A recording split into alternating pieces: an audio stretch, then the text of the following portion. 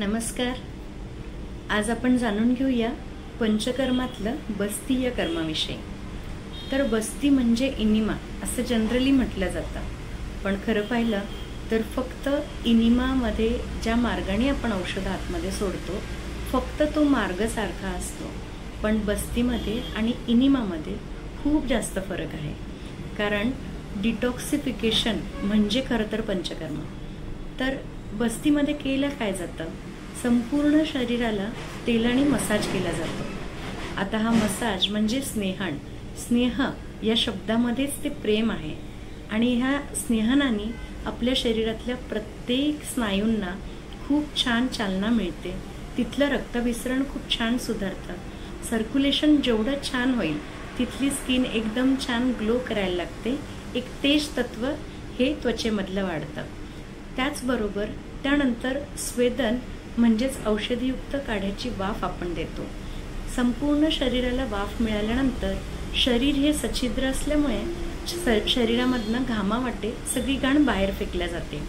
आणि तसंही आपण साधी चेहऱ्याला वाफ घेतो तेव्हा आपल्याला किती छान असं क्लीन वाटतं. तसंच या स्वेदनाने संपूर्ण शरीरामधली घाण जशी बाहेर पडते तसं एकदम सुंदर आपल्याला वाटायला लागतं, हलकं व्हायला लागतं शरीर. आणि या दोन्ही नंतर आपण देतो तो तेलाचा आणि काढ्याचा बस्ती.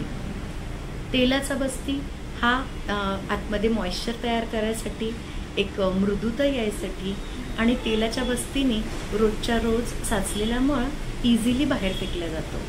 आणि त्यानंतर दुसऱ्या दिवशी आपण देतो तो काढ्याचा बस्ती. तर आत्तापर्यंत जे काय साचलेली घाण असेल आतड्यांमधली ती पूर्णपणे खेचून बाहेर काढणं याला काढ्याचा बस्ती म्हटलं जातो.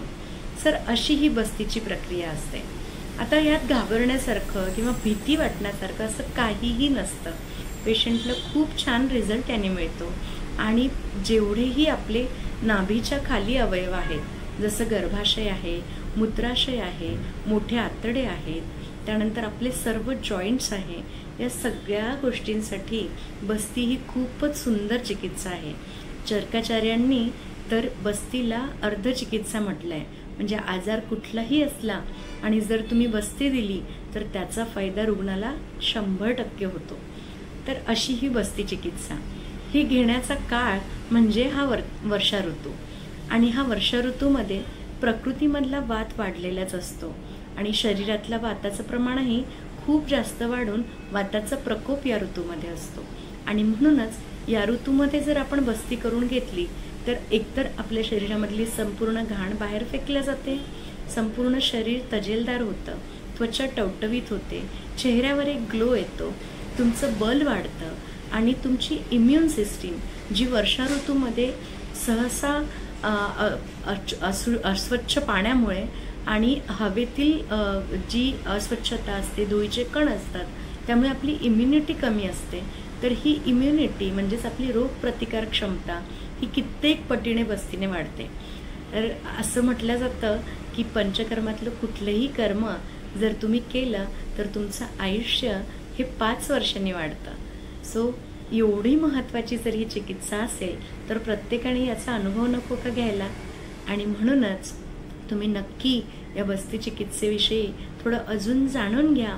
प्रत्यक्ष भेटायला या आणि नाडी परीक्षा करून आपण त्यानुसार तुमच्या बस्तीचा कालावधी आपण ठरवू शकतो.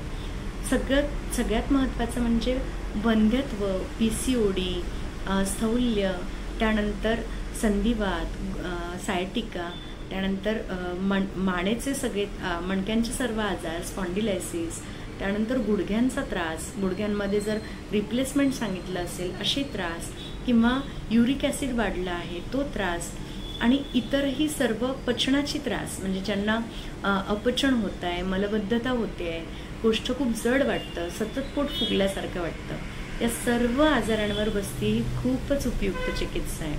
तर नक्की याचा अनुभव नक्की घ्या आणि तुमचा अनुभव माझ्याशी शेअर करा. तुम्ही बस्ती केल्यानंतर तुम्हाला कसं वाटलं हे तुम्ही नक्की मला कळवा. Thank you so much. मी डॉक्टर कांचन तुमच्या सर्वांना या वर्षा ऋतूमध्ये बस्ती करण्यासाठी नक्कीच आवाहन करते. Thank you so much.